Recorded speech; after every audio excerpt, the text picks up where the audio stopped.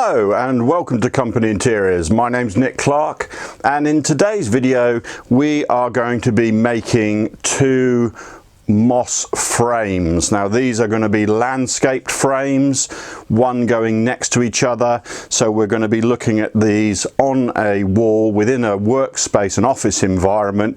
Going to look amazing.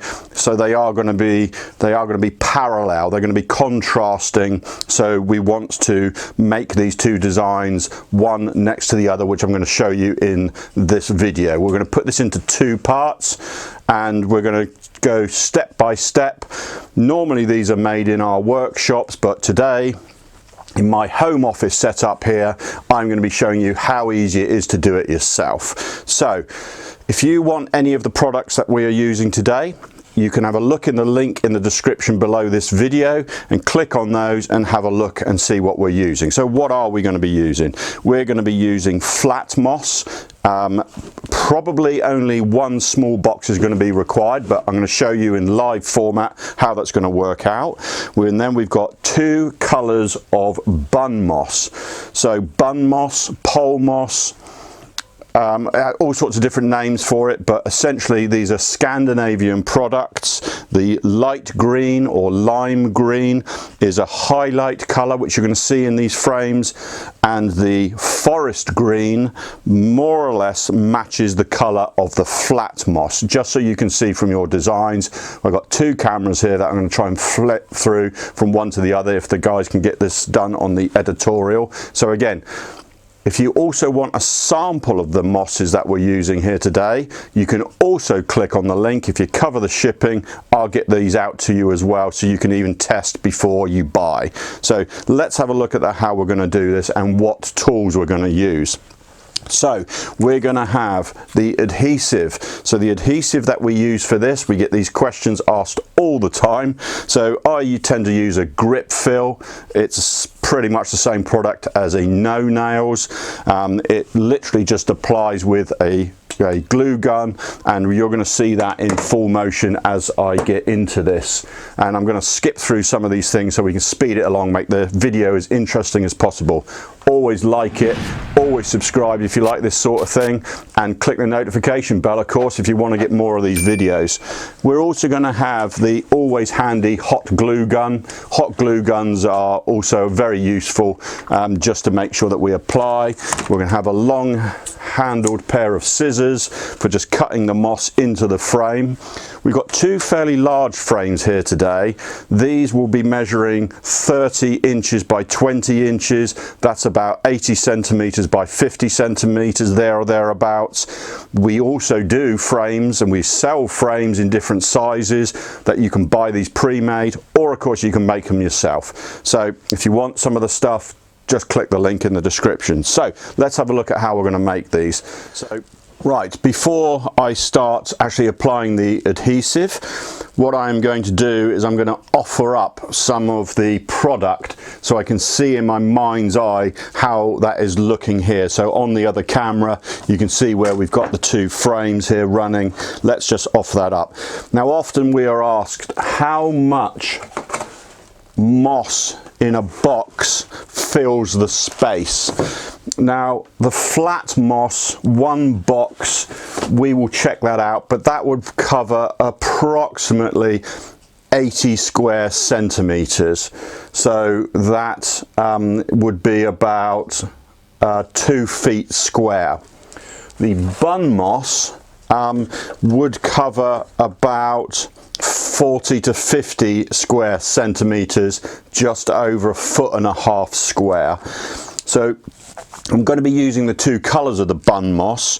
So the highlight, which is the lime green, this is a very vibrant colour. You will just brush that off slightly, so I know that I'm going to be putting that in places like that. You can see on both of the cameras how that is working. Now these do come all in different sizes, so some are very, very large, some are slightly smaller, so we have quite a lot of variety to play with. So the ball mosses, already that's coming together quite nicely. Don't worry too much about the square spaces. I'll show you how that we're going to fill those up. So that's looking good, and I will do exactly the same on the other side. So I'm just going to take some of the flat moss and I'm going to offer that up into my design, just so I can begin to see how that's coming together. Now you can see that these come in much larger sections, so this does go quite rapidly, and you really don't have to start getting too concerned about how neat it is or anything like that. And where we've got the gaps and where we've got the spaces, we're just going to be putting some flat moss behind just to cover that up. Now it needs to be said that if you buy the frames from us, these are the what you call box frames. So this covers about an inch, about 35 centimeters deep. That just means that the bun moss, which is about 30 to 40 centimeters, an inch to an inch and a half deep, sits into the frame and doesn't sit too proud. So let's just carry on with our flat moss again. Huge, great big sections, looks absolutely amazing. That clearly is just going to run straight through there with no spacing, no gaps whatsoever, just a big sheet of flat moss. These mosses, these are preserved, they require no water, require no light, they have no odor, they don't smell at all, and they are totally preserved, require no maintenance whatsoever. So really, before you actually put these things together, I'd literally just brush the debris off. There is no soil. Some of the qualities of moss that you buy, the lesser quality mosses should I say, you can tell how bad they are because they still have soil on them. These have no soil at all. They're totally preserved and stabilized. They'll probably last 5 years, 10 years, that sort of thing. If they get direct sunlight, that will deteriorate the color. So let's crack on and carry on with our designs.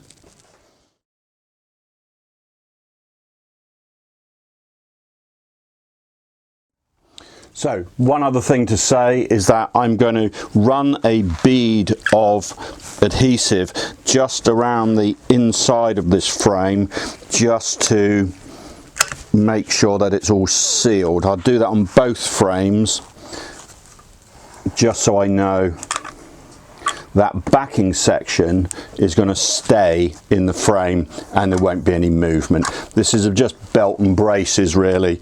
I just want to make sure that this is going to last.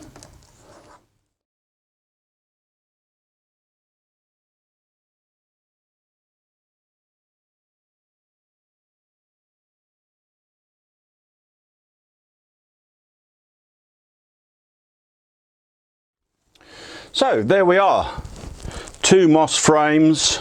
We have used 1 box of flat moss and we have used 1 box of light green bull moss, 1 box of dark green bull moss. So finally, before the big reveal, we're just going to go through the final bits. So what I do once I have laid all the moss into all the open spaces, I'm then backfilling into behind where the bull mosses are.